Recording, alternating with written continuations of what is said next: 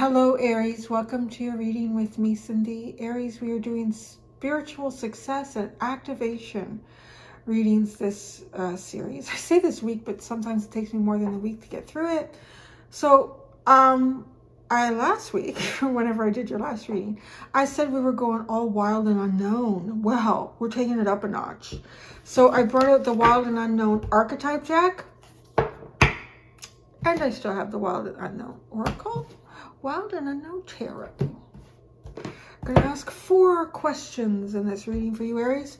The first question is the area of your life that you are disheartened about or feel the most blocked in.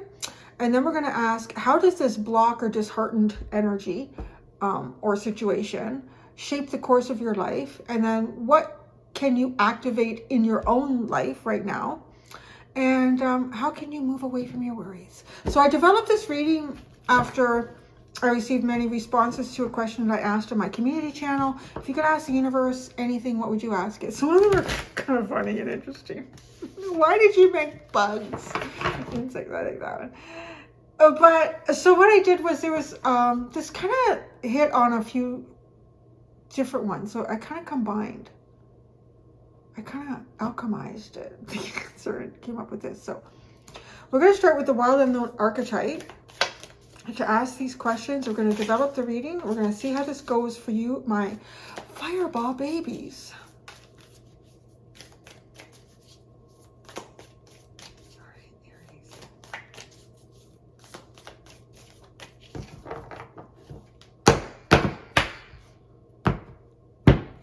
Okay, area of your life that you're the most disheartened in or feel blocked in. The Judge. So you could be waiting for some sort of an appeal process, a court hearing, or you could be waiting for somebody to make a judgment call or somebody to make a decision. Or there could be some money that you're waiting for. It's kind of like you're praying and hoping for something here. This guy's praying and the other one's got their hand out. It could even be having something to do with like wishes, your prayers being realized, your prayers, and maybe the prayers for money. I don't know. It's the way the hand is holding out here. There's a skull, and then there's like a beastly eye up here. There's a lot of yin yang, but something's not quite right here. This doesn't quite balance. So it does, like the Judge. So some sort of balance to be brought that is perhaps out of your control. Well, I would say really anything that's out of your control that you're waiting on is something that is disheartening or you would feel blocked in. Let's keep going. How does this block shape the course of your life? The King. Oh, this is a really interesting energy. The King is actually a little bit like the Emperor card in the tarot. The story with this is interesting though, because the King kind of talks about, you know, how you show up in your life and how you show up in your life with others. Do you show up in your life with a heart and a mind of service to benefit not only yourself, but those that you serve or you work with or work around you? Or do you take advantage of a situation, or do you steamroll over things and try to claim them for yourself and be a leader that just wants power? And so I feel like that perhaps too, there are moments here. This is almost like, could this be a handout? Like hoping for a handout or hoping for something like a gift or praying for it. I just think praying for this gift to come forward. I really, like, whatever this is and whatever avenue of your life it is, this does feel just so much as if why this is happening or how it's happening or the cause and effect of it happening is that you end up making a moral decision about how you live and lead your life. It's interesting. So what can you activate in your life right now? In particular, if there's something that you're waiting for, praying for. Oh, geez, Thanatos. Oh my God, there's so many hands here. This card, this card, some of these cards, they do something to me. This one really gets me. It confuses me. It's sort of like looking at odd geometric artwork that, you know, if you look at it one way, suddenly it looks like the triangle is going in this direction, but then if you shift your vision, it looks like the triangle is going in this direction. And then, like, something about this really bothers me. So, oh, that's interesting. Like, so that's part of the response here. There's something in this card, the imagery of it, that really bothers me. Thanatos, it just reminds me too of Thanos from, and I wouldn't be surprised if it was taken from this, what I believe is a Greek mythology or mythological god, or endings. Snap your fingers, honey. Snap your fingers and cause something to end. What can you activate in your life right now is perhaps an ending. It almost looks like all these hands are grabbing out. That's the other thing that makes me uncomfortable. It reminds me of, like, if you were to put your hand, there's something very uncomfortable about your activation here. I was gonna say, it reminds me, like, let's say there's a hole in the ground and something of value went down into the hole in the ground. Because I'm thinking, why would you put your hand down there? There's something creepy about this hole to me. Oh, it's bothering me because I can feel it. Something is grabbing onto you. Oh, the hairs. What the hell is happening here? It's like I can feel like things, strings. Maybe you need to cut some strings. You need to cut some strings because I'm seeing almost like maybe like you lost your ball. Your favorite ball went down this hole. And you've always looked at this hole in the field and thought, it's kind of creepy. And you convince yourself, okay. It's just a hole, Cindy. It's just a hole, Aries. I'm going to stick my hand in and I'm going to find the ball. And you stick your hand in. And all of a sudden, like, you can feel another hand feeling for you. Oh, it's weird. It's like dimensional. Oh, that's freaking crazy. Now it's not so crazy. Now it's not so creepy.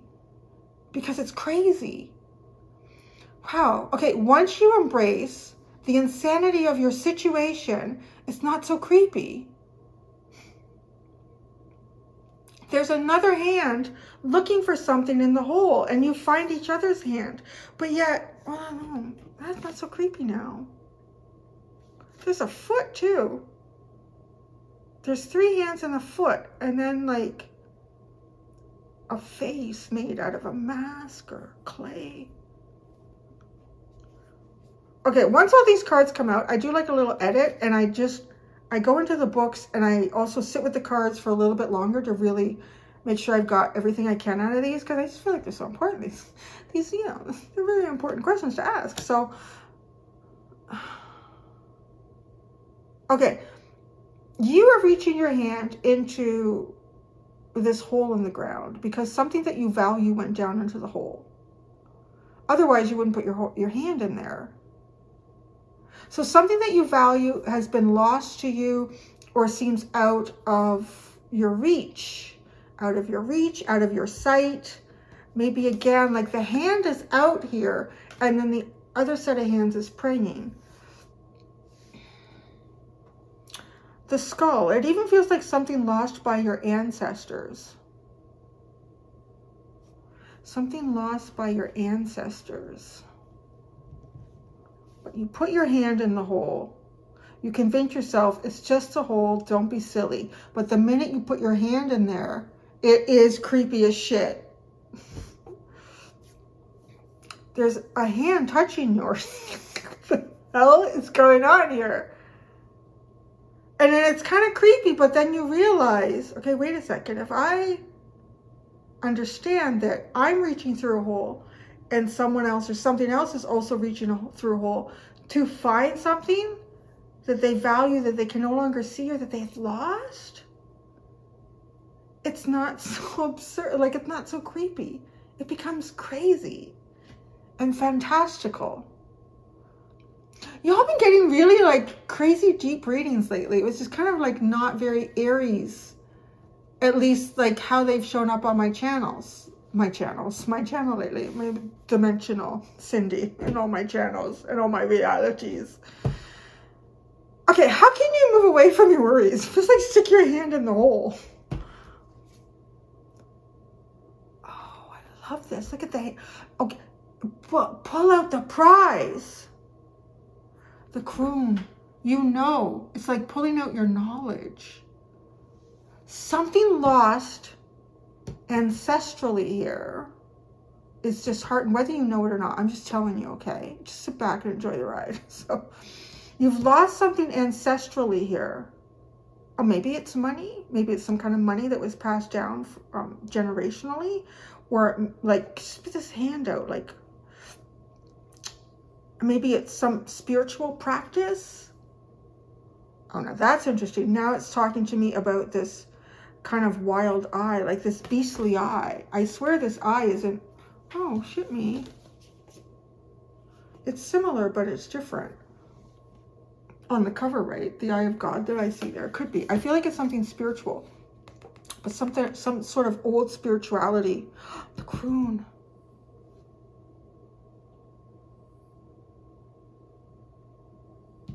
The croon. It's something, some sort of old spirituality that's been lost. You have to find it on your own, and you have to go down the creepy holes to realize the absurdity of everything. And how you take your worries away is that you find what you were always looking for, but it's a knowledge that you already had.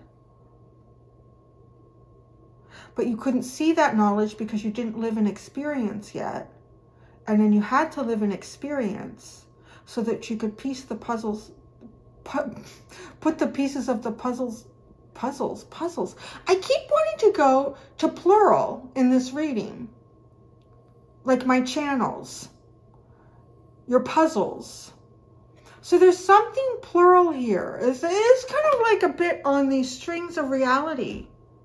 And then, okay, so one of the things that came into my head when the hand was going down into the tunnel and another hand was coming up, and like, that's not what my ball is. Who are you? What is this? It was Stranger Things, like the other side, the underside, but it doesn't feel bad. Like, it doesn't feel like an evil dimensionality. It's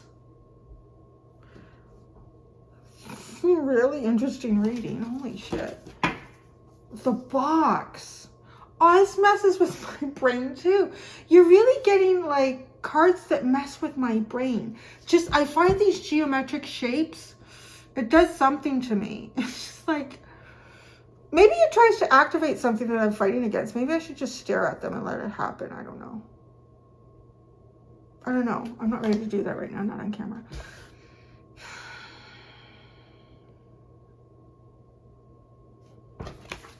These are so similar and yet that they're different. They both have a coordinated side here, a correlating side, right? They both do. This one is the only one with the stripes, the ancestral. And this is all stripes, the ancestral. There's something here that you've lost ancestrally. It's boxed in. It's boxed in. It could even be something that, it could be a business, a family business. It could be like a piece of jewelry, a picture, a memory. I do get a sense of something spiritual here. I feel like that this is a bit of an awakening reading.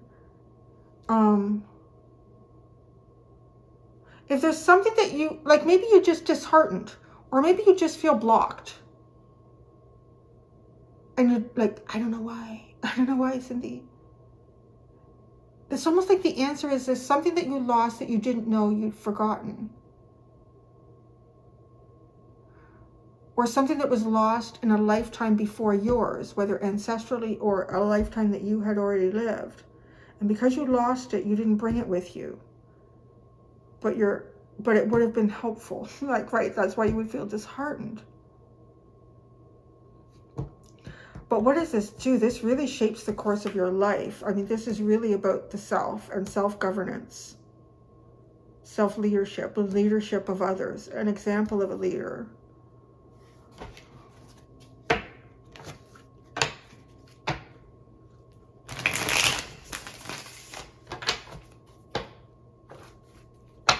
Why do we have the extra hand and the foot in that? It is a web of lies. Okay, thank you. That really came out. That was probably the most strongly channeled thing that ever came out of my mouth.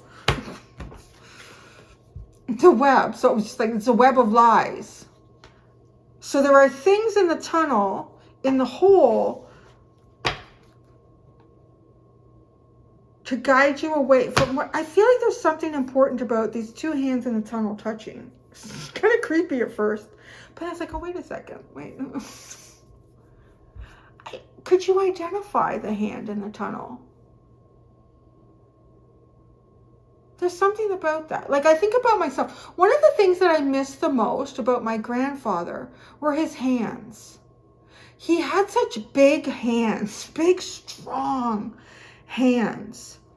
And like, they were hands that had done so much. Like, grew up on a farm in 1918, no electricity, running water, right? Like farm boy hands. And then he became a lumberjack, and then he was in the war, and then he was a plumber, right? Like, talk about hands. So there's something about these hands.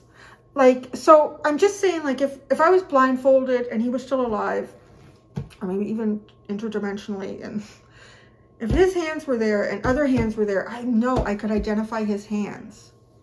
I'd be like, that's Grandpa's hands. I would know that. So there's something unusual about this tunnel. This is your activation. It's feeling something familiar. Something will feel familiar to you, even though it might seem completely implausible, not possible, not crazy. The web of lies, though. So now we're getting back to that, because I feel like there's other things that are shoved in the hole to mislead you. There's another hand, but it's much smaller than the one that you're touching. It's not meant to. And then there's a foot. That is nobody's hand that I know. But then it's almost like it's meant to mislead you. Oh, what is this? I'm very intrigued. Okay, now we're going to the oracle. We're already in an oracle. This is an oracle. The oracle. But what do you pull out of the hole but knowledge? And there's a little, you know, a coin with a pentagram. Oh, there's something. What's written on there? It looks like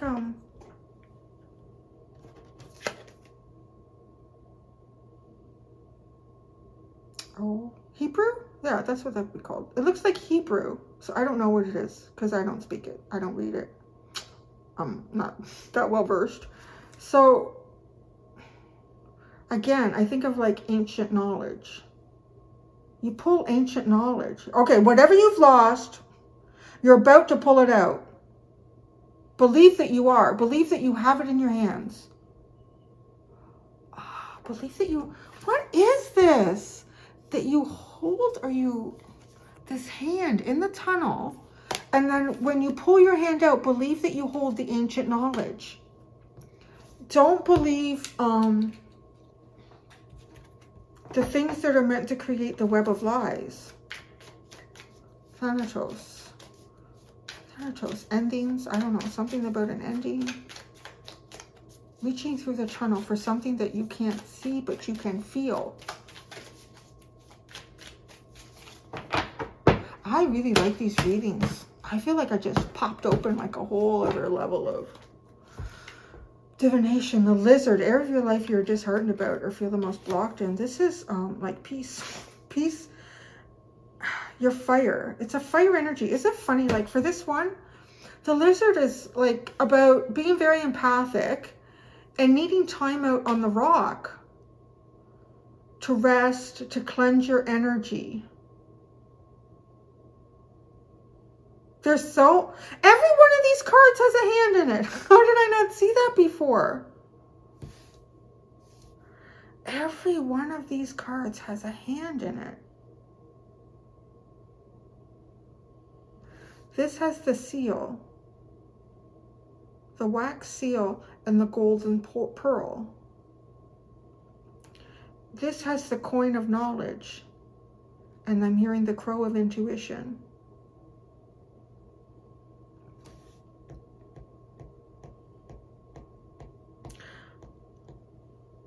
Okay, yeah.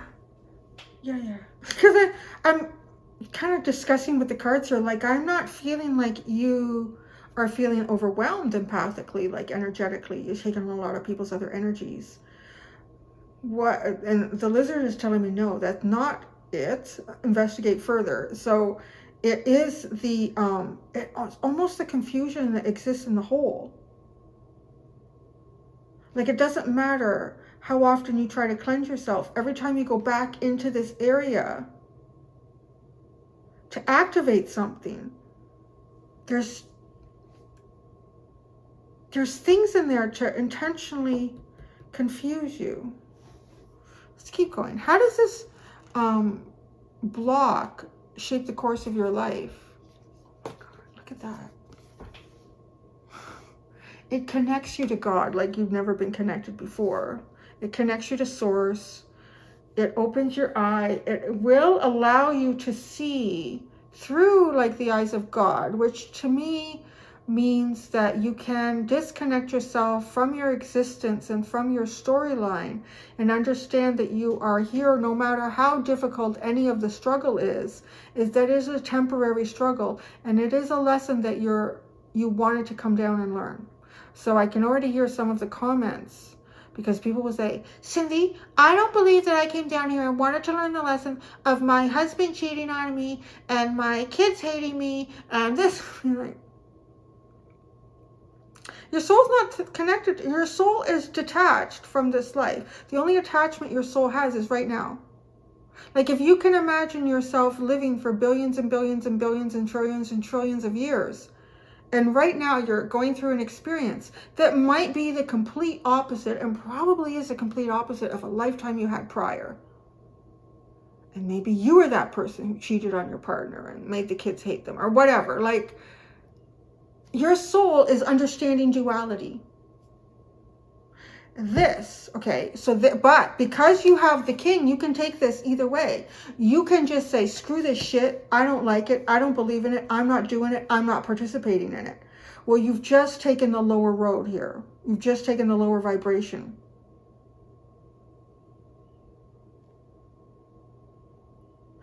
This energy, if you allow it to curse through your veins, I'm hearing, which I'm really not sure what this energy is yet, so bear with me. It's pretty deep.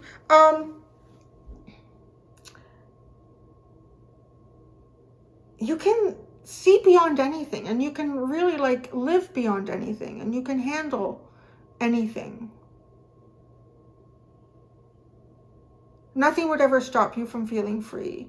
Nothing would ever stop you from feeling ultimately expansive. The box, right? It's also like getting out of the box, being boxed in. If you're being boxed in, there's a reason, because you're being asked to reach outside of the box into the tunnel. But yet there's something in this hole. Why is there something in the hole? Well, because the path to enlightenment is never an easy one. What can you activate in your life right now? The cobra. Oh, who would go down into that hole without hesitation? Yeah, let me go see what's down there. Yeah, the cobra. This is intensity. This is focus. This is taking that energy that you keep trying to cleanse, but empowering it. Go head first into the confusion. That kind of feels like this reading. I don't even know what I call this for you. How can you move away from your worries? This is like, to me, it's like when you pull your hand out of that hole, you hold all the answers. And you hold the capacity to receive the answers, even if you have not found them or understood them yet. The starfish. Wow. It's to a little bit of realizing that what you see on the surface can be completely different from what you see underneath.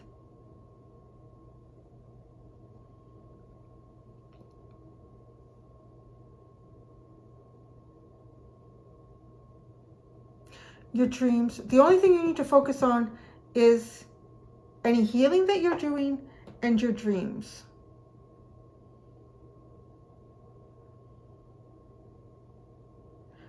This activation, you need to go head first into any web of lies.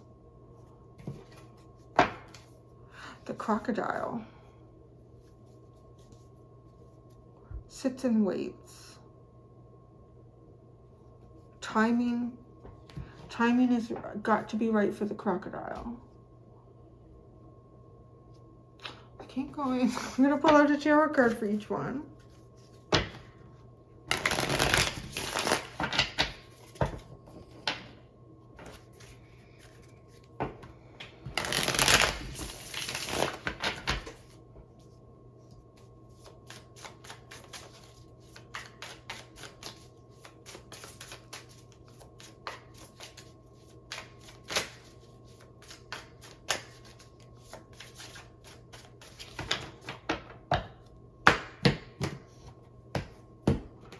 Oh, yes. But right, like this energy of the dragon and the king, how it is shaping the course of your life. It's pretty intense, pretty profound.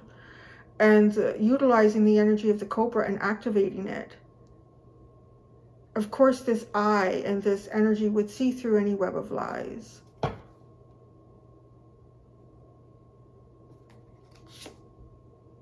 The Ace of Pentacles. Well, isn't that interesting? I mean, we're talking about judge. So there could be something here that you're waiting for the courts to decide. There could be something here that you're waiting on a judgment of.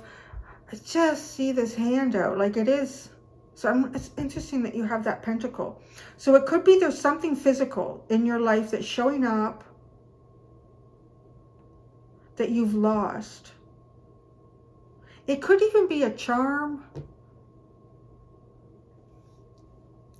Because it has a feeling of ancestral. It could be ancestral, an ancestral home, ancestral money. How this block is shaping your life. You have the King and the Dragon. The Father of Pentacles. It's very strong. Oh, wow. It's this disheartened or blocked energy is really, I think it's making you the most powerful that you could have hoped to have achieved in this lifetime.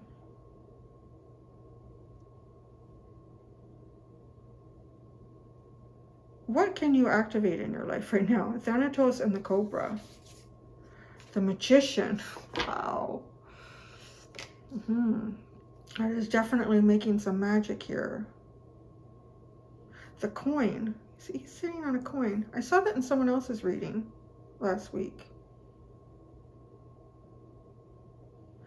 But, you know, he is looking right here. So what's the next card? How you can move away from your worries. Okay, right, this is like, to me, the eye of God. The dragon. And then the Thanatos is the tunnel of deception and the web of lies that you can see through. And what is the magician doing but looking over here at the devil?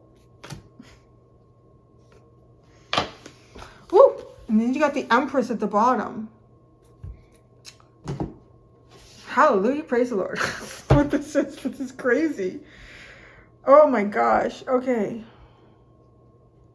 I need a second with these cards. So I'm just going to sit because I want to like take it all in. So you can see a little edit here and then I'm going to be right back. Okay, Aries. So this is so deep. It's getting there. Really, like the overall message, I'm just, before I get into more depth and explanation, is seeing and feeling the truth. Now, the web of lies is being represented here for you to activate yourself through that, to move through any sort of web of lies. You may feel judgment upon you by others. This might be something that you felt often through life, with the lizard kind of sitting under it as well, often feeling judged, feeling villainized. And there's an interesting key here too with the web of lies, which also represents death. So endings. Maybe you are responsible for some endings in your life or other people's lives. This could even have to do with death. There is also like the hands reaching from the grave, but I feel like those hands have answers. Looking deep within oneself, the energy that sits right here, which is how this shapes the course of your life, is really phenomenal. Because the Judge and the King, looking at both of these, it's about being benevolent and not being judgmental of others, because like seeing everything for what it is, that nothing is good and nothing is bad, nothing is yes and nothing is no. It's all based on your perception, and your perception, if it's being run by your ego in any way or run by other people's egos in any way, that there is never absolute truth in that. And that is really the discovery here for you in this reading. And one of the things that I did too is I went back in this book. I've been saying like, because I've had this deck for so long, that I want to go back and remember the things that I've forgotten about some of these messages in these cards. And one of the messages in with the starfish is that there can be superficiality in this, where others rely strictly on appearances alone for what it is that they covet or what it is that they wish to achieve. But don't allow yourself to be pulled away, right, to lose sight of your dreams for the purpose of others, because others could be quite superficial. So if you have established a dream for yourself that has quite a bit of depth, that it is about the self, it is about the knowing, it is about discovering truth here. Like this devil sitting under the star seemed quite symbolic to me, because there is no judgment though with the Croon either. That's what's so fascinating. Like when these energies, and this was the other thing too. Look at this. You have 12, 13, and 14. Oops. Sitting, where'd you go? Come back. That was the other thing I noticed. You have 12, 13, and 14. You have a sequence here. You could be going through a sequence of events. You could just be going through things in the right order, almost the right order, because these are sitting in different places. Thanatos is all on its own though. It's quite a powerful energy of death and rebirth. But the sequence that you have here, and actually each one of these represents benevolence if it's used correctly, regardless of what you're going through. It's seeing the truth.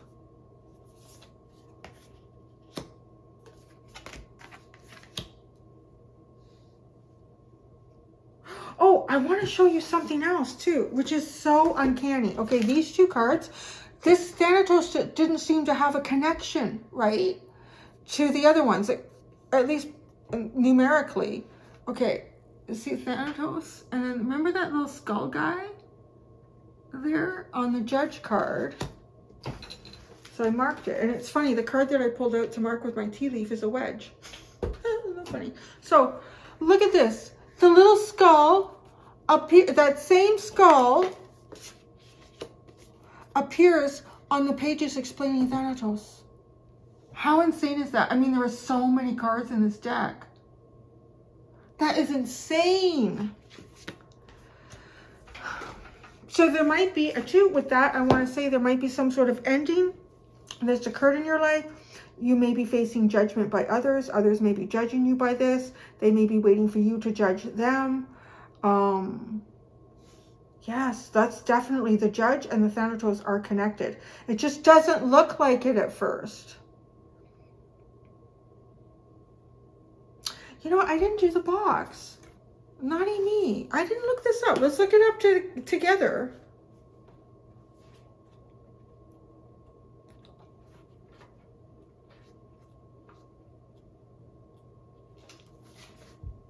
The box, the cage, the rules, the norm. We all live to some degree within the confines of the box. This archetype represents everything that is known, anticipated, and expected. It holds us in place while simultaneously holding us back from our greatest visions. The box is sneaky, insidious, and everywhere, limiting us at the most unconscious levels. But see, this is about consciousness. It is built of layer upon layer of social constructs and pressures. Breaking through its confines requires awareness, continued effort, and bravery. Okay, this Thanatos was also very explanatory in that it is not simplify death and rebirth, that this is something that is ever occurring, always occurring, and it is what exists for the capacity of the soul to grow and form.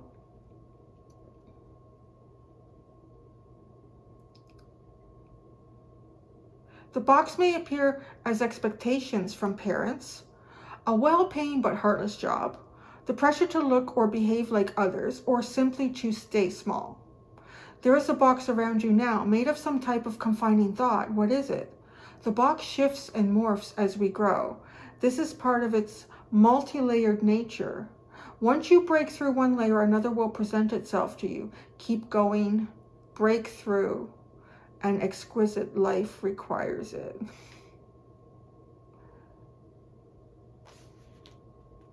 Moving outside of the box is exhilarating and expansive, but destabilizing.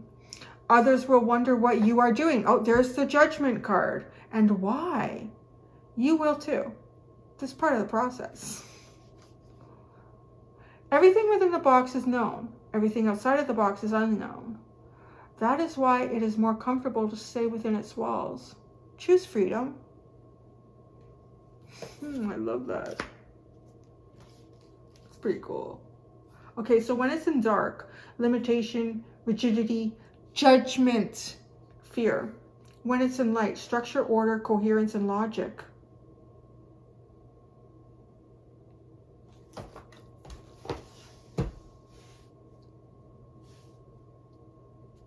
Okay, you can only manifest as you move forward now in absolute truth.